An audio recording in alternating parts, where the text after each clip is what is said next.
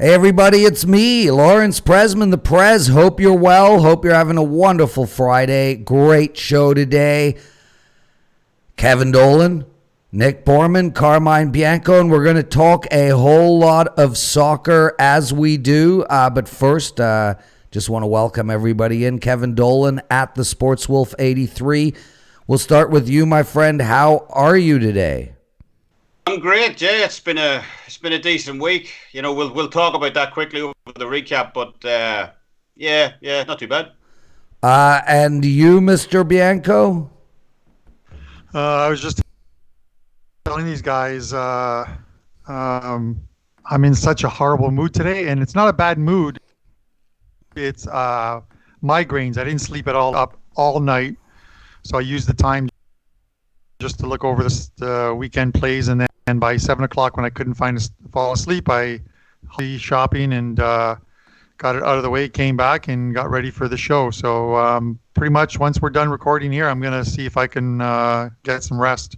But the migraines are brutal. And you know, I've gone through these migraines for a long time, so since my accident. So yeah, Carm had a terrible accident, totally random situation a few years ago, and been tough, man. Me and you were good friends at that time. The whole thing was a brutal thing, and sorry about that. And I hate that you're still having side effects. Nick Borrman, what's up with you in the purple shirt? Get some golfing in today? Right after the show. Tea time just right afterwards, and I'll get out there and play. Early winner this morning, a half win, but it's a few bucks, so I'm all good. Looking forward to talking Bundesliga with you guys. Carmine Bianco, can you move to your left, please? I did something wrong on the setup, and we're going to have to fix it as we move along. No, but we only get to see half your face. Some would argue it's better, but I would prefer to see all your face. What about now? No, more to your left. That's your right. Other way. There you go. A little bit more. We're going to, come on, more, dude. More. Okay, good enough. I'm done with you. Okay, good enough. Can you see the shirt? I want to make a point of the shirt here because Kelly wanted me to make sure you saw this shirt today. Okay, so what does it say? You not read what it says? No. It says Kelly's third favorite Canadian. Seriously? Yeah. Do you not see it? Oh my God. Okay, what's the story behind that? Well, because she's always mentioned whenever we're in a chat with you or anyone else that I'm her third favorite Canadian. She wants to let you know that you're not in the top three. No, you're wearing the shirt that you're the third. I'm number one. Hey, everybody, welcome to the show. I'm not listening to you anymore. Robert S. Zekin, El Rey, nice to see you guys. Excited to do this show, boys. So much to talk about. Really, just quickly in our intro, I just want to make mention that I've started watching the Jeffrey Epstein series on Netflix. It's a 4-part series. Wow. It's an absolute must-watch. It's unbelievable. It's so well done. Highly recommend it to everybody, so please take my advice and enjoy. And Carm, put that one on your list, brother. Yeah, pun intended. I'm currently doing White Lines. Okay, and also you might want to keep moving to your left so we could actually see you. That's better, but still. Yeah, I gotta rethink my system here. I hate that you guys move around, and I think it's from Skype. I'm gonna see if we can do this through Zoom one of these days. But let's get to it, boys. So Nick, let's go with you. How have you done in the last few days? Was on a great run still am for last 7 weeks. Had losing days on Sunday, Monday, but then last couple days on what's today, Friday, so Wednesday, Thursday, 2 days, And today started off with a winner this morning. So things are good. Long extended run going 7 weeks now, hitting over 64%, which is awesome. So hope to continue. I'm happy with the results. Kev?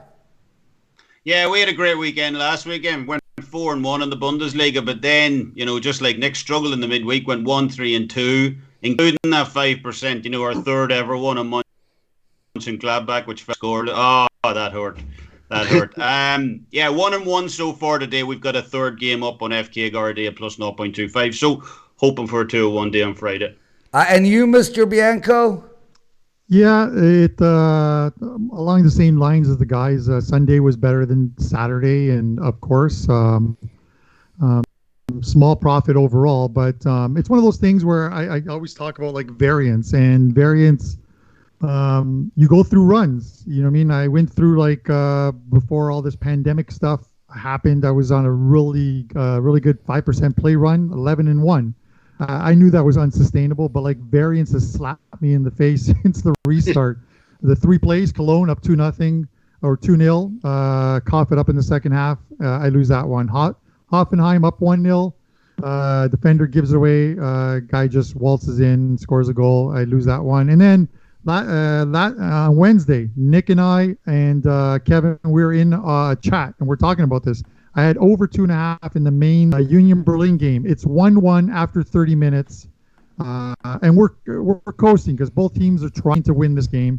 And then the ref pulls out a red card in the 41st minute, I think it was, and that was it. I literally went into the chat and I said to Nick, "What are the odds? There's got to be good odds on this finishing 1-1." And Nick says to me, "If you're gonna bet it, you might as well take it now. This is the best odds you're gonna get on 1-1." And it literally finished 1-1. The theory is, I always say red cards hurt a total because a team that is sitting with a point will literally park the bus, make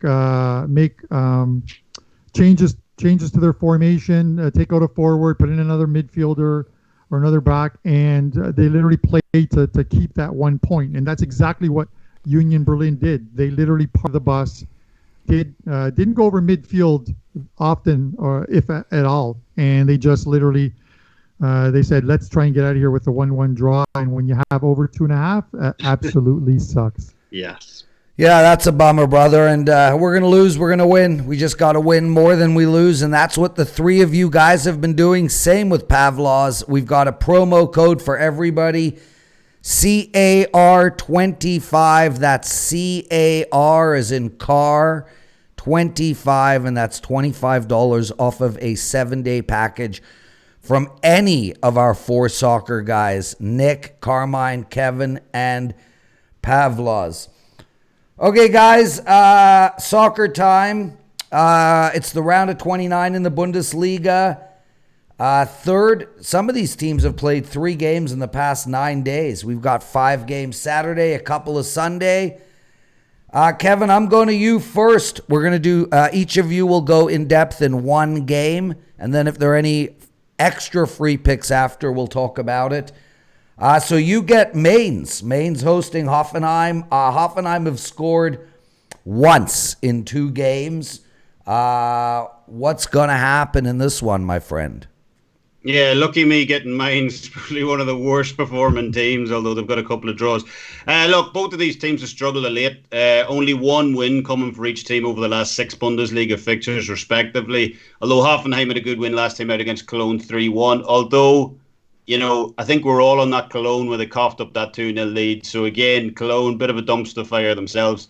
Mainz have struggled recently. They're winless since the restart, and they've won just one of their previous 7 home games this season in which they were installed as pre-match underdogs. So when they're expected to lose, they don't disappoint. They lose the game. Mainz have scored just 1.07 goals on average at home this season. That's really low, obviously, and they have the 3rd worst home record in the league. They've also conceded a ton in front of goal at home. They've kept just 2 clean sheets from 14 Bundesliga home games this season. Hoffenheim have one of the best away records in the league this year. They've amassed 20 points from 13 games. That's 7th in the league if you're just going by road record alone.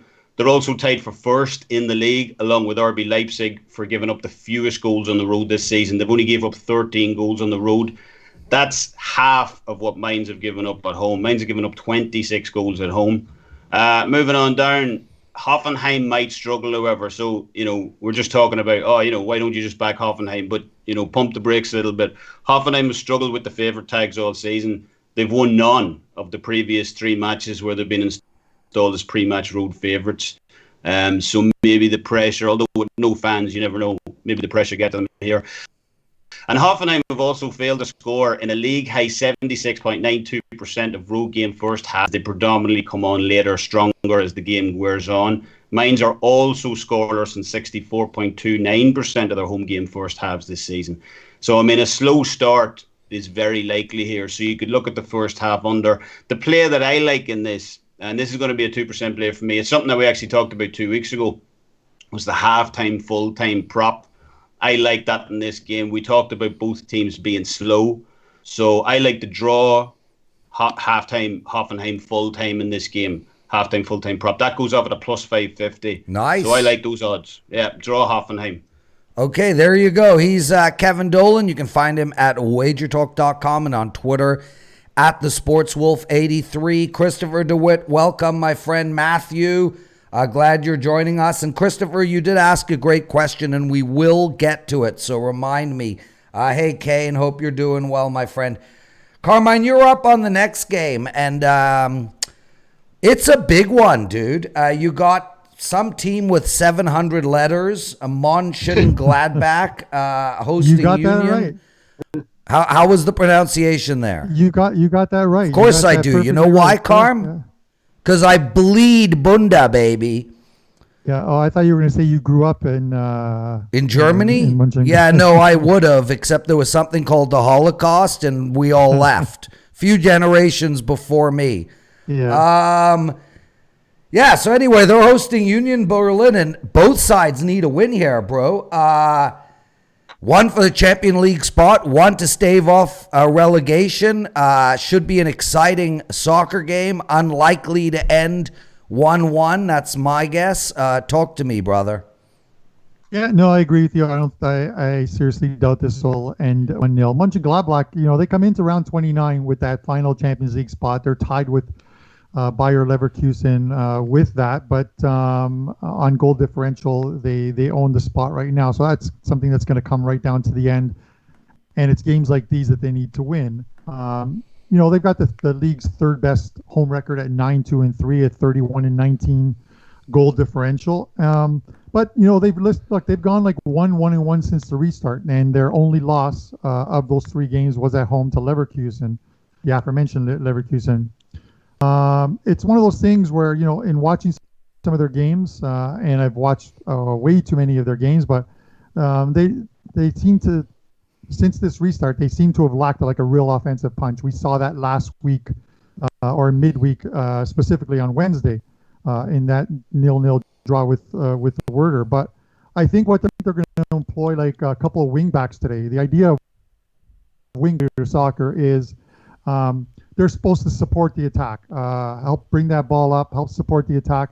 But what that does is, for a team like Mönchengladbach, is it pushes out the midfielders a bit, and it actually opens up the middle of the field. And for a guy like Thuram, who had a bad game on Wednesday, I'm telling you, he had a very bad game. They substitute him, I think, in the 78th minute. He's their striker. He's a guy who's got to get on the board for them. And I think if they employ the wing backs here and give them some support, and so at home, they've done it. They did it earlier this year with some success. That it can work here. The reverse fixture between these two, Borussia went in having went to Berlin having won 8 of 10. They were on a really decent run, and then they lose 2-0. So that's a little bit of stuff on that chalkboard today, as far as a revenge angle. As far as Union goes, they haven't really shown up since the restart. They started off with a 2-0 loss to Bayern, followed that up with a 4-0 loss to Hertha in the Berlin Derby, and then midweek they were lucky to escape that aforementioned 1-1 draw with Mainz, where they literally parked the bus. They're a newly promoted side, but they're now winless in their last 5 matches, 2 draws, 3 losses, and they're within 4 points of that relegation. So they're moving away from that mid-pack where they were and getting closer to that relegation line.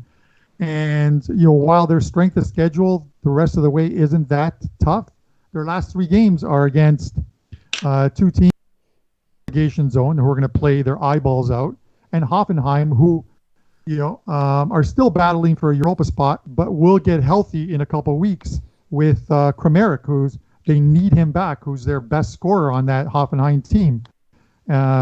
So they get him back. That's another difficult game for them. So they're in tough. I actually think that there's a good possibility that this team gets relegated.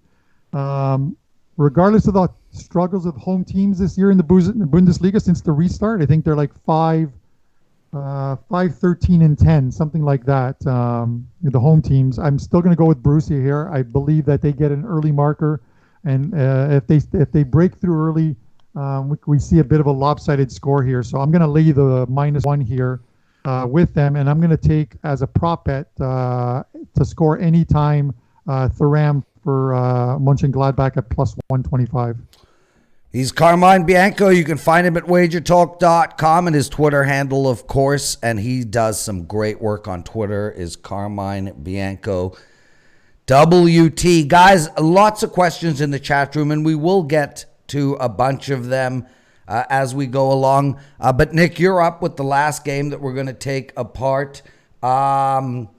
Dortmund, they travel to face the bottom of the league, Paderborn. This was a hell of a game last time they played. Paderborn at +1,400. They came out to a 3-0 start in the first half, only to see the game tied in the 92nd minute, 3-3. How good are they going to be today, brother? I mean, do they have a shot? Is there another upset in the making? Good questions, and that was a surprise game for sure that first time around. First thing I think we have to talk about is the fact that Dortmund lost to Bayern on Tuesday, which basically ended this league the rest of the year. Unless Bayern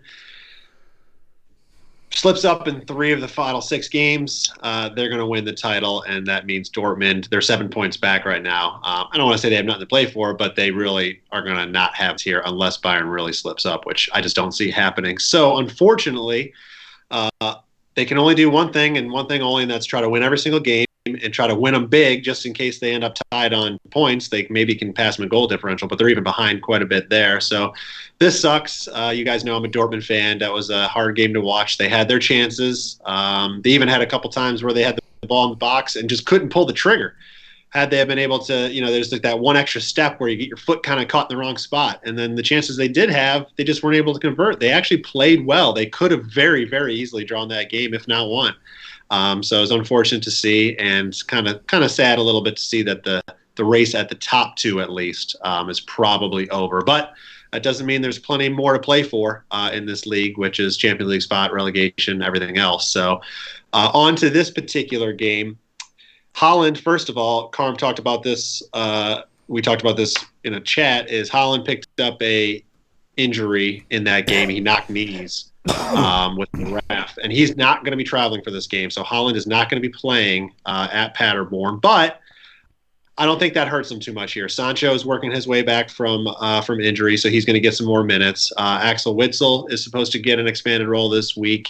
Emre Can's also coming back from injury and trying to get more minutes. And then you got guys like Hazard and Brandt who, want minutes, are going to come out there and try to impress. So you still got a deep roster, even without the big name Haaland up front, that can score. And this team was good without Haaland. They'll be good without him again here in this match. And that match you alluded to before, Prez, with Paderborn drawing 3-3 where they raced out to a 3-0 lead. I mean, Dortmund's not going to forget that. Right. They're not going to let that happen again. I can't see Paderborn getting out to that big of a lead, first of all, but I don't see them necessarily scoring 3 on Dortmund here either. On that note, though, Dortmund does concede often enough, so I wouldn't be surprised to see Paderborn at least net one. But I think Dortmund's going to come out here. I think they got something to prove. They have to try to win. They have to win big. Right now, the goal line is -1.5, which is big. But I think they're going to come out here. I think they put the pedal to the metal, try to make one last run at this thing, and try to win. I think they're going to come out here. I think they got something to prove. They have to try to win. They have to win big. Right now, the goal line is -1.5, which is big. But I think they're going to come out here. I think they put the pedal to the metal, try to make one last run at this thing And with guys trying to impress, trying to earn more minutes and coming back from fitness, I think we see them taking and pushing forward and going for Dortmund to cover the line. And I also like the over just because I think even towards the end of the game, they're going to keep pressing for goals, like I said, because of that goal differential. So I like Dortmund here. I have that full write-up on my page at WagerTalk, but I also like the over as well, which is 3.25 right now. Yeah, and listening to your analysis, Nick, I mean, I was going to ask you if you like the over because that sounded like the play. Kev, you were nodding your head the whole time. You want to jump in on this game? No, I just agreed with pretty much everything Nick said. I think people are going to look at Haaland being out, but, Dortmund have so much. It gives players, I think Nick put this in his write-up, that it gives, additional players a chance to step up. And Dortmund, obviously, yeah, he's right. I think Bayern Munich have obviously won the title, but still, you still have to play for that sliver of a chance because Bayern's, next few games down the stretch, or there's some tough games in there. So there's a small chance, but it is probably over. Yeah, it's very small. I want to talk to Nick about this. I was talking to the chat. Is the thing that surprised me about that Bayern game against Dortmund is I don't understand. I understand at halftime they brought on. Sancho and Kahn. I would have preferred to see those guys start the game. I agree. It's where the game is won and lost sometimes is in the first 45, and they should have been out there. Kahn, former Liverpool player, and then they got him from Juve. Juve got him from Liverpool, and Bayern obviously Dortmund got him from Juve. He's a very good midfielder, and with an attack like the one that Bayern has, it's probably better that he was in the lineup. And then, Jadon Sancho, having someone who creates with the ball and has some speed, would have been nice to have seen him in the lineup. I understand they're coming off injuries, but this was the game that needed to be won. And I think if I heard, I think it was an ESPN guy say, if they're good enough to start the second half, they should have been good enough to start the first half. I think were his words, and I sort of echo that sentiment. Yeah, guys, I agree.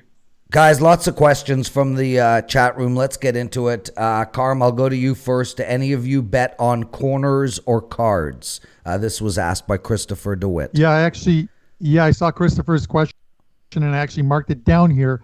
While I do, it's not something that I put out as a play or a prop normally, only because I'll put them out in big games, knockout stage games, in Champions League or Europa or in the finals of any competition. The reason being is there's more sports books that will offer up all the props.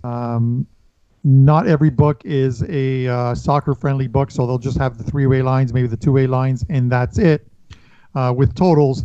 So I'd hate to give out corners, and then some guy goes to his sports book and he's like, I can't find corners anywhere. But I do give them out. As you know, for the Champions League, whenever it's a Champions League final, I give out my card with all the props for like $1 as my appreciation to everyone. And we kicked ass last year and the year before. 2-0. Last year we had the 2-0 final. We had a penalty awarded to Liverpool in the first half. Actually, it was in the first couple of minutes at Liverpool to have the halftime lead and win. So the props definitely came in last year for everyone who spent that $1. Kev, you give out any of those type of prop bets?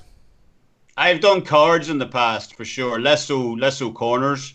But for those who didn't know, basically, I just want to say quickly, we did a bit of midweek accounting during the week of WagerTalk, just in terms of looking over our records. So this is something even though I've done in the past, I'm not going to do it in the future because I was looking just personally on a personal basis, looked at sides, money lines. We had to do a full analysis of our picks up to this point in soccer. And, it was enlightening for me. Like, my totals record, even though we've done okay on sides, totals record for me is just so much better.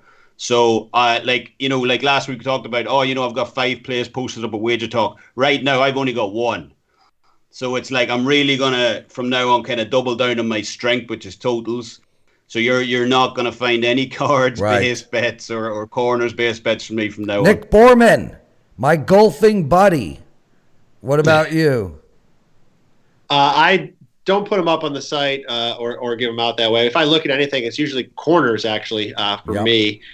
And it has a lot to do with what I think that game may play out as. Like, sometimes you're going to see one team dominate possession, a big Bayern team, since we're talking Bundesliga, playing, a lower end team is going to dominate possession. They're going to have the chances. They're going to be pressing. Of course, the corner line is going to be high for them, but you can look at, the team corners based on possession and try to get an idea of looking, do those make sense? Do those line up? Right. But they're not something, I have, I keep track of the corners. It's one of the stats I do record after, but I don't look at a lot. As Carr mentioned, there's not a lot of books that carry all the games that are out there that we follow. So it's just not something I'm going to ever put up. But I'll throw some dollars on it every now and then. I'll put up a prop in a game like Carm would.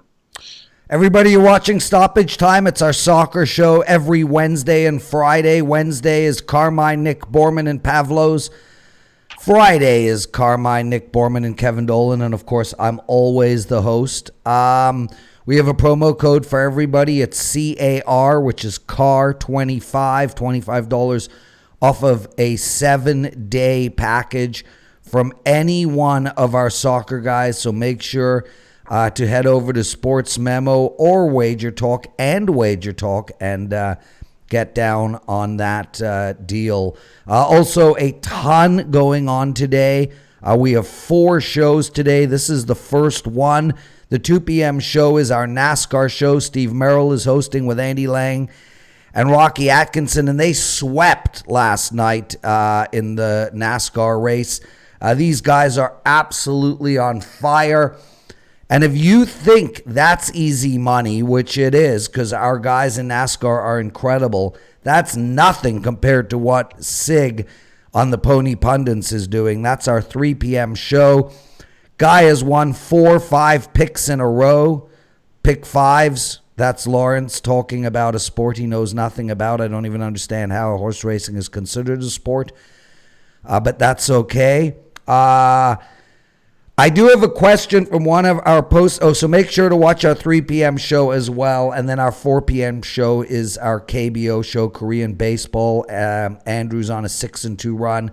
We're killing it in that. And that show is getting a ton of views. So make sure to check that out.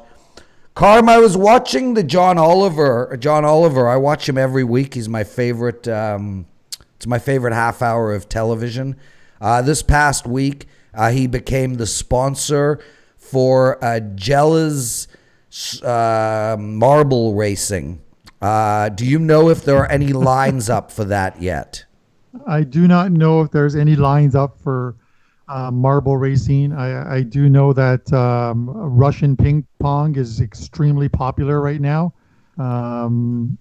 There's badminton. But not, sports are returning. Not marble racing. No marble racing, unfortunately. So, because I was thinking maybe we'd do a marble show. So. No, you got to go watch it though, man. The announcer is incredible. Kevin Dolan Kane, who's one of our most loyal listeners and watchers, asks, do you like any relegation in season props? Yeah, I mean, like kind of before the season, back at the start of the EPL season, I backed Brighton. Believe I got plus 450 on that to get relegated. So yeah, I'm always looking for value. I'll give them out on Twitter. I put that up on Twitter before last season. Generally, it doesn't happen that often in season because obviously the bookies are so quick to react. So generally, I look before the season kicks off at teams that I think are overvalued. Generally pre-season instead of in-season. Matthew, welcome to the show, my friend. Duff, nice to see you. Andrew McGinnis, love having you in here, and way to go on your Korean baseball start.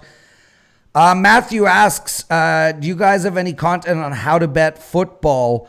Just loving it and hope to continue once the American sports, especially the kickoff times. Carm, do you think he's talking soccer or gridiron?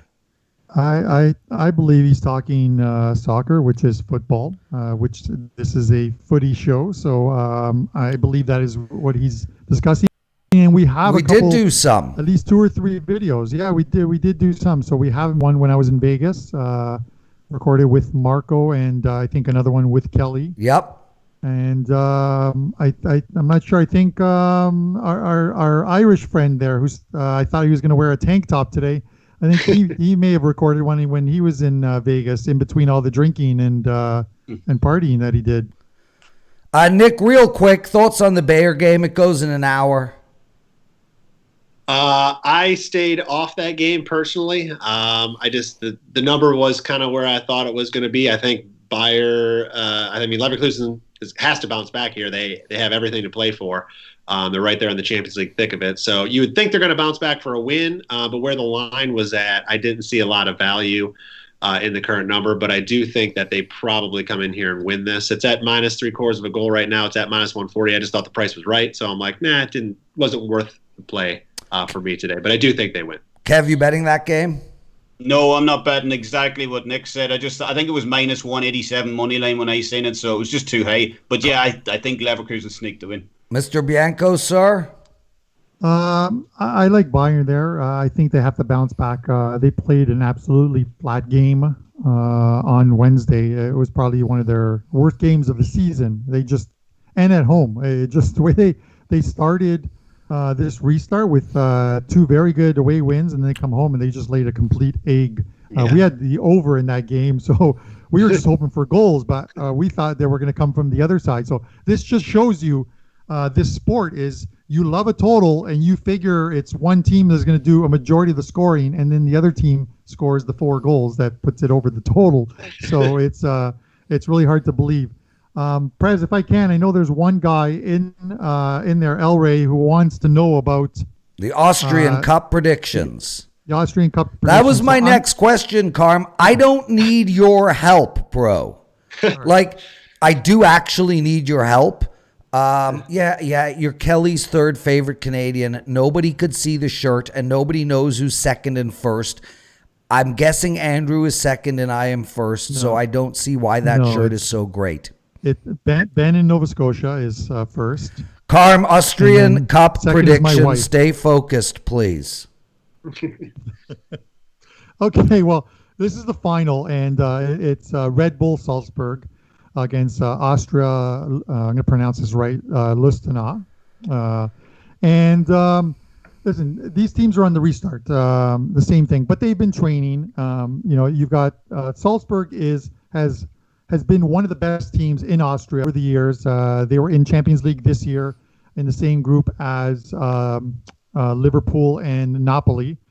Didn't make it out of that group, obviously.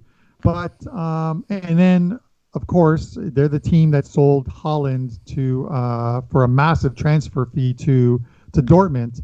So they still have an abundance of scoring on that team. They've been in training. I've been following it along for the last couple weeks just to see what they make sure, because it's a big number in this game. But then you look at Lustenau, and Lustenau is a second division team. They're mid-table, and if you look at their road through this tournament, they've only played one Division 1 team, one top team, and that was Tyrol. And Tyrol is third from the bottom in the Austrian league and likely to get relegated this year. So they've literally not had to face a team of this caliber. Yeah. And this is one of those ones where sometimes getting there is the biggest part of it. I just can't see how they can stay with Salzburg in this game. And it's one of those things where they may try and hold on for as long as possible. But if Salzburg break through early, this one is going to be a lopsided scoreline. Guys, remember to watch our 2 o'clock show. It's the NASCAR show. Steve Merrill, Rocky Atkinson, and Andy Lang. We got a great promo to give out in that show as well. The promo for the soccer show, Car 25, $25 off a 7-day package from any of our 4 soccer guys. And this is just a statement, Carm.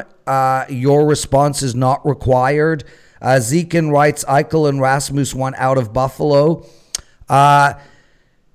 Zekin, find me a person who lives in Buffalo that doesn't want out of Buffalo.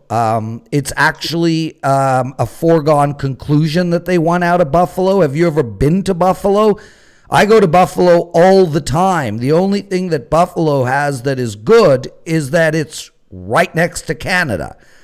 So obviously they want out of Buffalo. They will never win. They will never do anything. If I was Eichel, I'd be kicking myself for signing that contract in the first place. And Puck Time will be back as soon as we get some dates. Carmine, as I said, we don't need a response from you. Kevin, what do you think about the Buffalo Sabres? Nick, any thoughts on golf this weekend? Give me a second. No! Just 1 second. No! As far as the Sabres thing goes, listen. Oh, God. He's got to find a way to leave. Don't mute me, man. He's got to find a way to leave. And the reason is this. He's a talent in this league and one of the top players, believe it or not, who is going to rot in that city. Of course he will. It's like a Paul Correa, who in Anaheim, a very good player. He won a cup, Paul Correa. Bad analogy, Carmine. He won a cup, and he still lives in that region, and he surfs every day. There was a great show on what happened to Paul Correa. Bad analogy, but you were never asked in the first place. Whatever. Heathen Soul, welcome. I haven't seen your name. We're honored to have you with us from Poland. Okay, Carm, I'll give you some love. Poland restarts as well today. Yeah, so let's go through a European update, a global update from Carmine Bianco. Yes, because we can finally start with the league that everyone wants to know about, the EPL. June 17th, we'll start with 2 games. Arsenal, one of them is Arsenal at Man City. Everyone's excited. They're coming back. The one thing I like is that I think they've decided on is that teams are going to be able to play in their own stadiums. It's not going to be at neutral stadiums, although there's about 6 games that need to be moved to neutral venues. Those are Manchester City versus Liverpool, Manchester City, Newcastle, Manchester United, Sheffield United, Newcastle, Liverpool, Everton, Liverpool. That's, I think, the Merseyside Derby. And then the game in which Liverpool secures the title. So the game in which they figure they're going to secure the title, they're going to move that to a neutral stadium and neutral venue. And the reason is that their stadium is so close to the city that they can't trust the fans not to come and congregate outside of the stadium and celebrate. And with all this, obviously, with what is going on right now, they can't. Unfortunately, Liverpool will win the title. When they win the title, we're not quite sure. It'll be soon, and where it'll be, it's unknown. Name the stadium once they know which game it is. Okay. Any other leagues? Yeah, Italy on the 20th. We'll start on the 20th, and every other league is set to go June the 3rd. The 20th is obviously Italy restarts. It's where Juve knock off Zeke's Lazio team that are terrible, and pretty much after that, it's everything is back. Spain is on June the 11th. So we get to see one of the best footballers in the world, Ronaldo and Lionel Messi, the 2 best footballers in the world, returning on June 11th and June the 20th. And that's it. He's Carmine Bianco. You can find him at WagerTalk. And Jake, I want to answer your question. It's not a dumb question at all. It's actually a totally reasonable question. He writes, Andrew, I noticed you got added to the WagerTalk site recently. What's the difference between WagerTalk and Sports Memo? Well, first, I just want to say Nick Borrman has or will be joining the WagerTalk team as well. Both guys they won't be at Sports Memo and WagerTalk because we only Teddy actually is on both sites, and that was negotiated into the deal when we bought Sports Memo. But you can still find Nick and Andrew at Sports Memo. It'll just link over to WagerTalk. Nick, are you up yet on WagerTalk? I am up. Yep. Been a couple days. Yep. It's been great. Yeah. So really the difference is simple, guys. WagerTalk, Johnny, Marco, myself, Rick, the main team, we've been building that site for 6.5 years. We only recently purchased Sports Memo about 20 months ago. WagerTalk's just a lot bigger, a website, more viewers, more customers, more sales. And that's only because we had a head start with that site. There's no difference fundamentally between the two. And Sports Memo is doing phenomenal work. We're also redoing the Sports Memo team entirely. We are adding a lot of incredible handicappers to that team, including Steve Merrill and Matt Fargo, ASA Wins, Big Al McMorty, Mark Lawrence. So a real congrats to Andrew. I mean, he's done such incredible work. He's such a good handicapper. He's hosting this Korean show and doing an incredible job. He's great on puck time. So kudos to McGinnis and you, Nick Borrman, because obviously making that shift is going to be very, very helpful to your bank account. Kevin Dolan, do you have anything you'd like to add before we call it a show? Well, WagerTalk is better looking handicappers too. Let's face it. So that's the other. I don't know, difference. dude. Big Al is a pretty handsome cat. That's true. And we have a free 1-4% play up for Saturday in the German Bundesliga. That's going to be a totals play. As we said earlier with the accountant thing, absolutely monster run. We're 60.87% on soccer totals lifetime at WagerTalk. We can call that 61. Yeah, all right. Let's do it. Yeah, all right. Let's boost it up to 61%. And also, we got a free pick up on the Suwon Blue Wings Boost on Night Park game in South Korea on Saturday. So that's it for now. Carmine, what do you want to leave us with?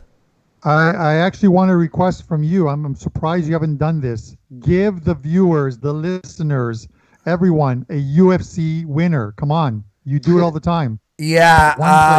I just didn't research this card, bro. You're right. If you want a UFC winner, buy Kyle or Gianni's picks and you will win. That you can take to the bank. Kyle is 20-4 in 2020, dude. 20 wins, 4 losses in 2020. But I have not researched the UFC card. However, I will be looking at it tomorrow because I do plan on watching it. Nick, what do you want to leave us with? Couple things. I got 5% play going tomorrow, going for a 5th straight win there. It's a total. I'm on a 31-9 totals run and a 30-7 best bet run. So trying to keep all these streaks going right now. And then I'll throw out one last sleep play. I threw one out there quick on Wednesday, which was this morning. Sang Ju, Sang Mu. They won with a half win at plus 0.25. This one is in Taiwan. I gave it out last week, but it was rescheduled, the game. It's Tainan City to win at Taiwan Steel. They go off at 4 a.m. on Sunday morning. So they're around plus 105. They were plus 115 last week when I gave it out. So it dropped a little, but still worth a good play. So look for that on Taiwan Sunday morning. Stay up late or get up early and watch that winner.